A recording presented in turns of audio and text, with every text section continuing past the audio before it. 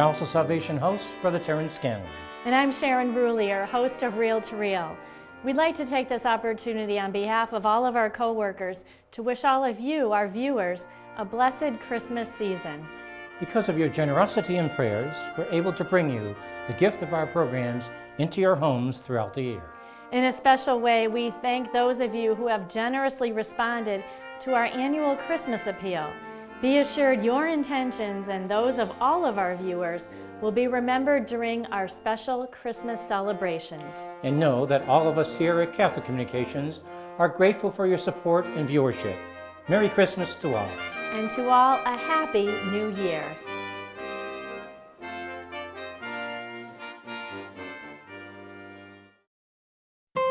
Coming up on this special Christmas edition of Reel to Reel. I'm Terry Hegarty. I'll introduce you to the new Archbishop of Hartford as I report on his installation that was held here earlier this week. I'm Julie Bullier. I'll introduce you to members of the Gallagher family and tell you about their legacy for helping kids.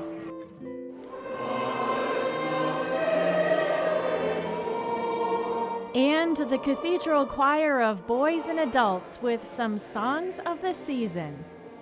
These stories and more are just ahead on this edition of Reel to Reel from Walking in a Winter Wonderland at the Big E in West Springfield.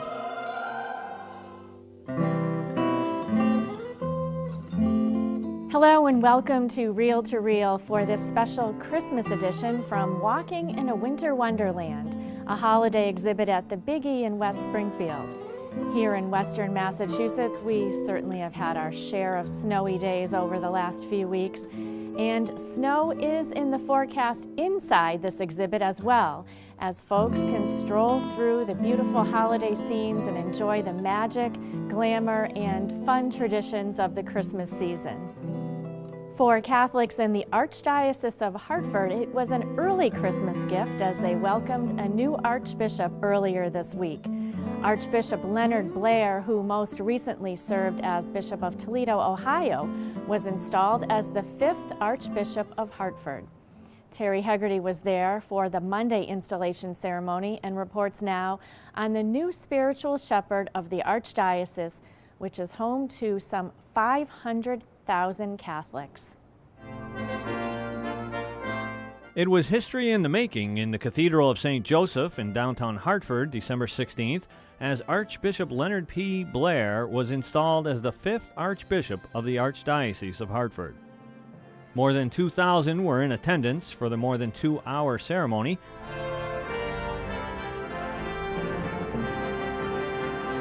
Pope Francis's representative to the United States, Archbishop Carlo Vigano, escorted Archbishop Blair to his cathedra, or bishop's chair, the symbol of his apostolic authority.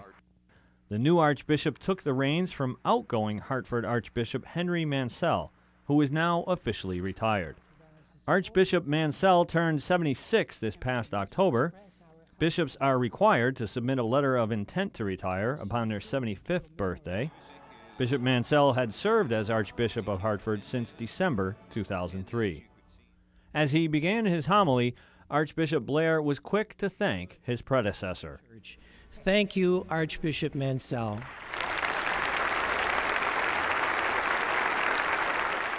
Archbishop Blair, who is 64 years old, most recently served as Bishop of the Diocese of Toledo, Ohio. He was installed there in 2003.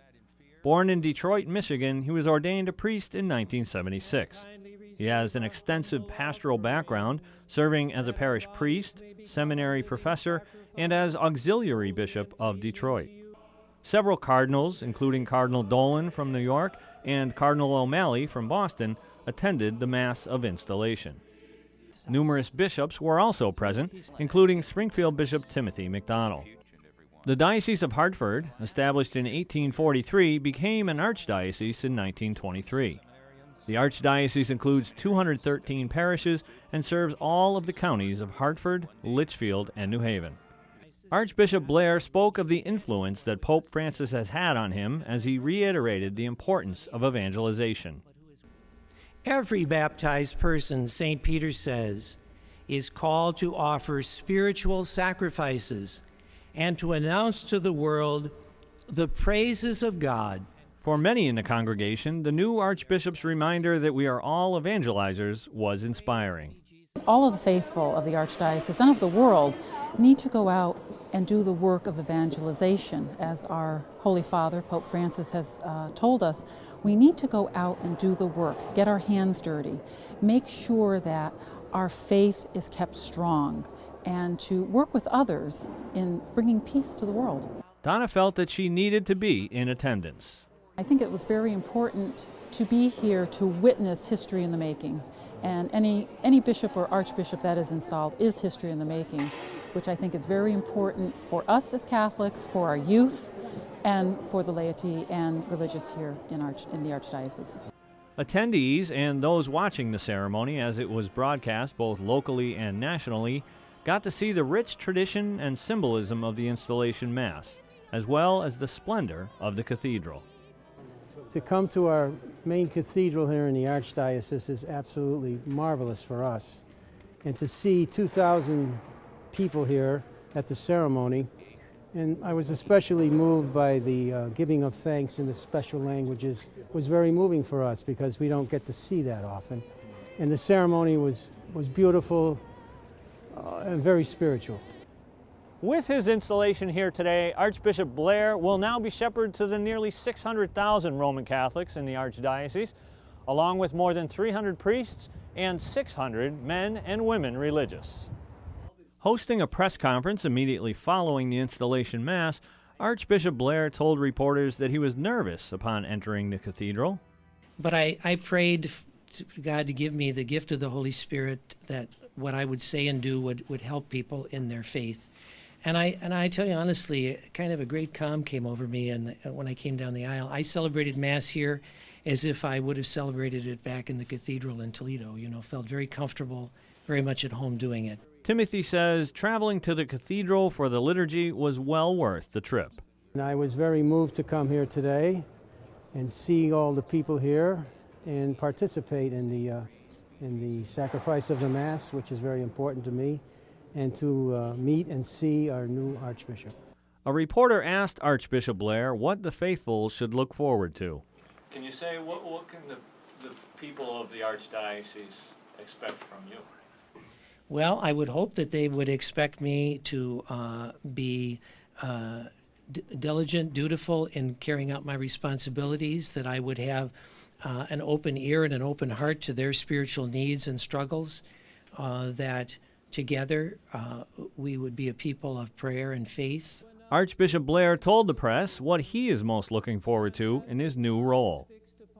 Oh, getting out there and just being introduced to this whole new world, and people are very kind, very supportive. That's a great encouragement to me, and so they're eager and curious to see their new Archbishop, and I'm equally eager and curious to see them.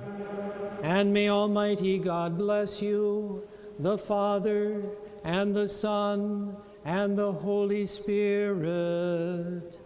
His new responsibilities will provide Archbishop Blair many opportunities to see the people of Connecticut, most likely for several years to come. Reporting for Reel to Reel, this is Terry Hegarty.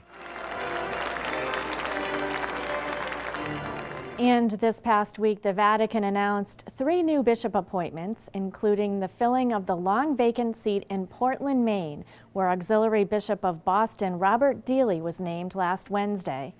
What does this mean to Catholics in Western Massachusetts? Well, our own Bishop McDonald turned 75 last December 23rd, and in accordance with canon law, submitted his retirement letter. While it's anybody's guess as to when the Vatican may act upon this request, this week's activities would suggest the Springfield Diocese will be welcoming a new bishop in 2014. No doubt the voices which will mark that occasion will include the Cathedral Choir of boys and adults. Today we'll enjoy some selections from their recent Advent and Christmas lessons and carols. Here's our first selection.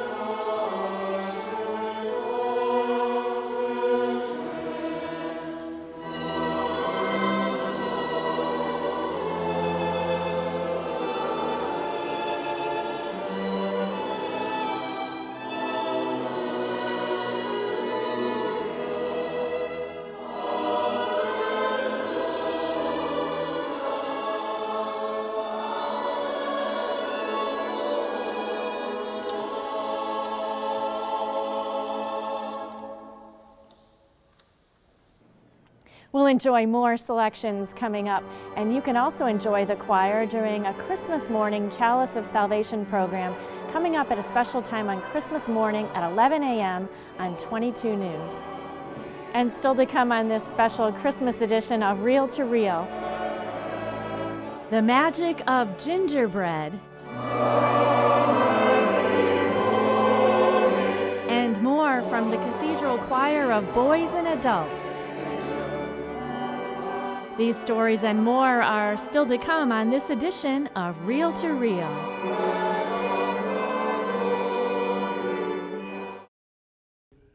The Chalice of Salvation, your weekly spiritual connection. I'm Passionate Brother Terrence Scanlon, your Chalice host, inviting you to join us on 2 separate days in the coming week. First, join me on Sunday as we welcome Father James Nolte from St. Elizabeth Ann Seton Parish as our celebrant, and close out the Advent season at our normal time of 10 a.m. Then on Christmas morning, at the special time of 11 a.m., join our chalice for a very festive liturgy marking the birth of Jesus Christ. Springfield Bishop Timothy McDonald will be our celebrant. The Chalice of Salvation, your spiritual connection, this Sunday at 10 and Christmas morning at 11. Both seen here on 22 News. And parishes throughout the diocese have scheduled many festive liturgies and celebrations to mark the Christmas celebration. You can find a complete listing of all Christmas Mass times online at diospringfield.org. That's diospringfield.org. Join the Catholic community in Western Massachusetts by celebrating the true reason for this season, this Christmas time.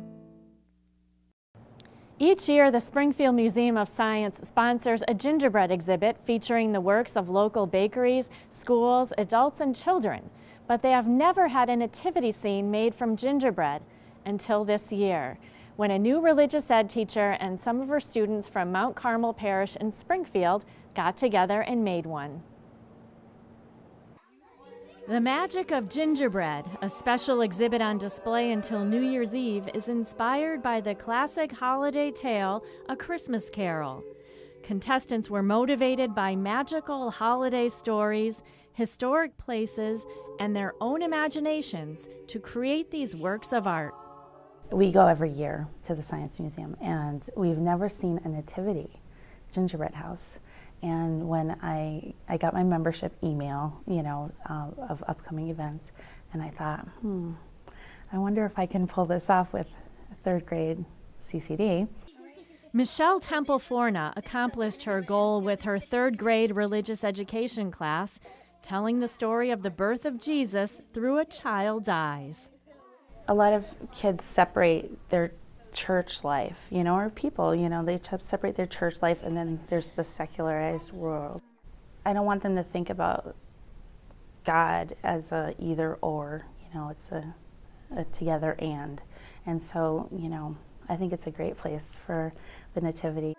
The children, many of whom are of Italian descent, were involved in the whole process, spending hours creating the display. We use gingerbread for the main structure. We use a lot of pretzels for like wooden cross beams and things like that. Shredded wheat was for the hay. And we used amaretti cookies underneath to make stairs, and we covered that with peanut brittle. We had rocks that were chocolate covered. They looked like rocks, but it was chocolate. Every single thing is edible except the very base. Joseph and Mary, made from gumdrops, found room in the attached stable, warmed by a fire of fruit roll-ups with cotton candy smoke. Lasagna blankets covered the baby Jesus. Look at the star! And the star is beautiful. The star is a gingerbread frame with melted hard candy. Visitors can stroll through the exhibit and also find the Hogwarts Castle at Christmas, inspired by the Harry Potter series of books. This gingerbread castle has stained glass windows, also from melted jeweled hard candies. A Polar Express display is the train topped with black fondant. The track is licorice with cinnamon chips for gravel. West Springfield residents will recognize this wintry gingerbread rendition of the Josiah Day House, the only known brick salt box style house from its time period still in existence in the United States. The museums have a wacky week planned for school vacation next week, so if you get a chance, come by the museums to see the magic of gingerbread and more. We have a link to all of the activities on our website at iobserve.org.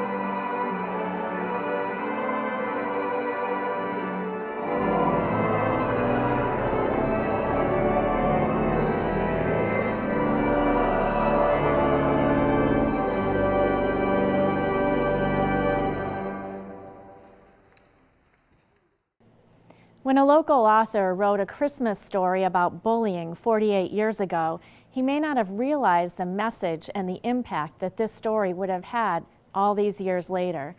But his children have carried on his legacy, and they've published a book, The Tale of the Sad Little Elf. Julie Bollier has our story.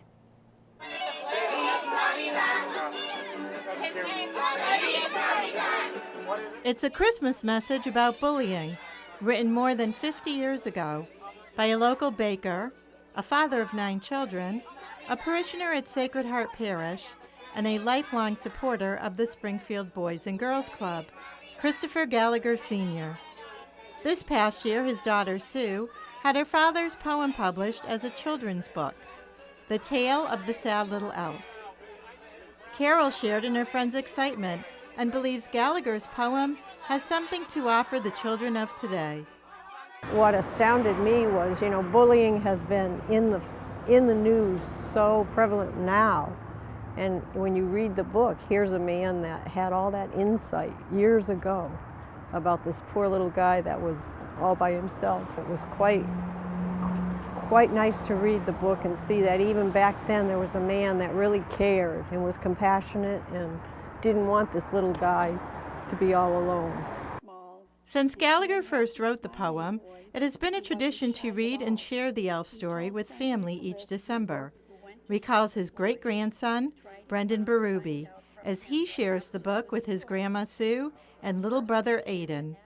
This book was kind of a tribute to all of his kids and grandchildren.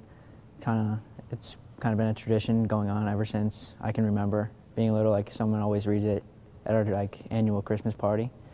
So it's just a great story, and it's a great Christmas story. He worked, he sang, and danced about. He played and smiled all day because he knew things worked out the God-like Christian way. The message in the book, I'm not surprised because my dad always felt for the underdog.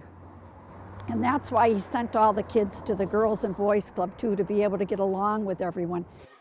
That's why Gallagher's kids continue to give back to the Boys and Girls Club, says her brother Marty Gallagher. And when we came to Springfield, we found that there was a Springfield Boys and Girls Club, and thank God that there was. It was all about community and unity and different backgrounds that people had in those communities, and how unified we became as families and how we helped one another out.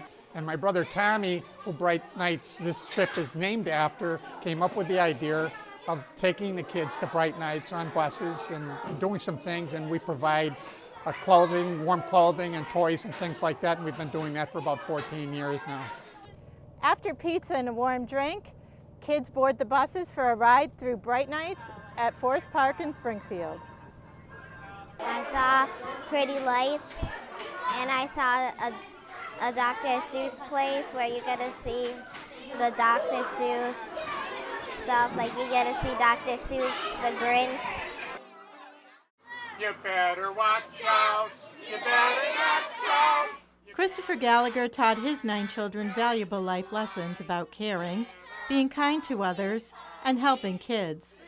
Although he has passed on, his stories and his kind deeds will continue to set an example for generations to come. For more information on the tale of the sad little elf, see the Catholic Mirror or go to iobserve.org. Reporting for Reel to Reel, this is Julie Bollier. He knows when you're away. He knows when you've been bad or good, so be good for goodness sake.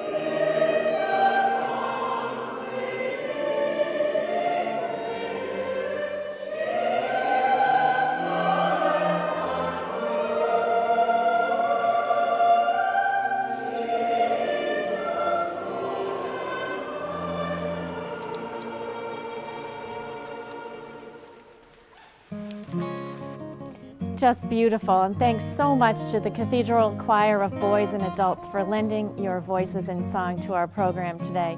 And remember, they will also be part of our Christmas Day Chalice of Salvation, coming at a special time of 11 a.m. on Christmas morning, right here on 22 News. Our gift to you, our viewers, and a special thank you to all who have generously responded to our Christmas appeal. Thank you, one and all. And we would also like to congratulate Julie on the birth of her first baby, Viola Anna D'Angelo, on October 15th at Mercy Hospital in Springfield. She's seen right here at her baptism at St. Michael's Cathedral. It should be a very special Christmas indeed this year for Julie and her family. So from walking in a winter wonderland at the Big E in West Springfield, that's Reel to Reel for our Christmas edition. If you are able to stop by, this beautiful exhibit will be here until January 5th. You can find more information on the Big E's website at thebige.com. Please join me again next week for a year in review edition of Reel to Reel, your window on the world around you. Until then, have a great week and a Merry Christmas.